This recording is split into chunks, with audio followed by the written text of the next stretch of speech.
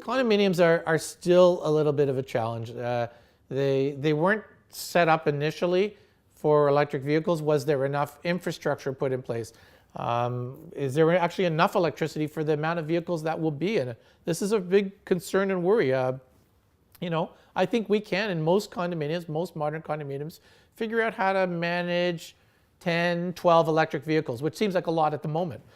But what happens if it's not? What happens if it turns out that 40 is the right amount, or 50 or 60, and how much are they going to need? But we're smart people. We're smart. We'll figure out solutions to solve these issues. That we've used technology to manage a lot of different challenges, and maybe we will. We're already looking. The panel that we're producing is managing to help to meter, connected to the internet. So we've got cloud-based metering. So we're not going to have to go look down at 12 meters and keep track of it. We can actually bill off-site. We can, and the point of it is to be able to share the resource so that a multiple number of cars can manage to get this overnight charge that we were talking about.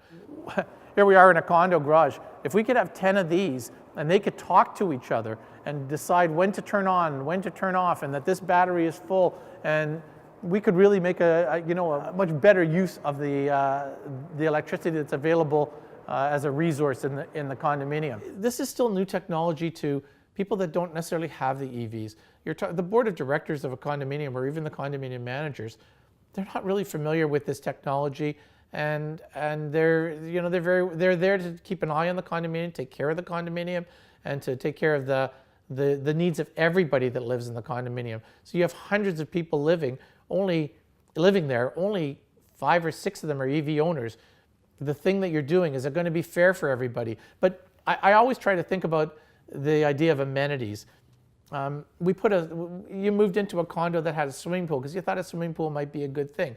Well, you might not use a swimming pool every day, and not everybody uses a swimming pool, but it added some value to the property, because when you went to sell your property, it may turned out that people that came to buy your property, they are interested in a swimming pool or a basketball court or a lounge or whatever the case was. Well, it can't take that much of a stretch of imagination to think that people might be interested in the possibility that when they move in, that the condo is EV ready, and that your EV can be accommodated. Maybe that'll be a selling point and an amenity. So those that have a unit but don't have an electric vehicle are still getting value from this change that's being made to the common element.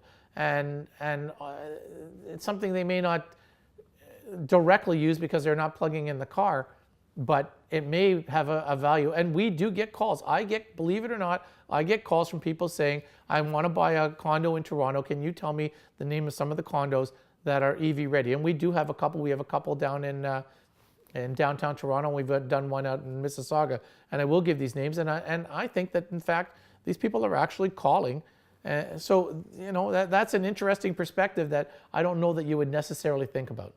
If you're interested and you need to know more about electric vehicle charging, if you've got questions, if you think that we could be of some value, give us a call. We're in the Greater Toronto area. You can reach us by phone if you like, 416-490-8093, or take a look at the website. I'd say pretty much everybody I speak to has at some point checked in on our website, and we have all kinds of other interesting stuff there as well. So that's signatureelectric.ca.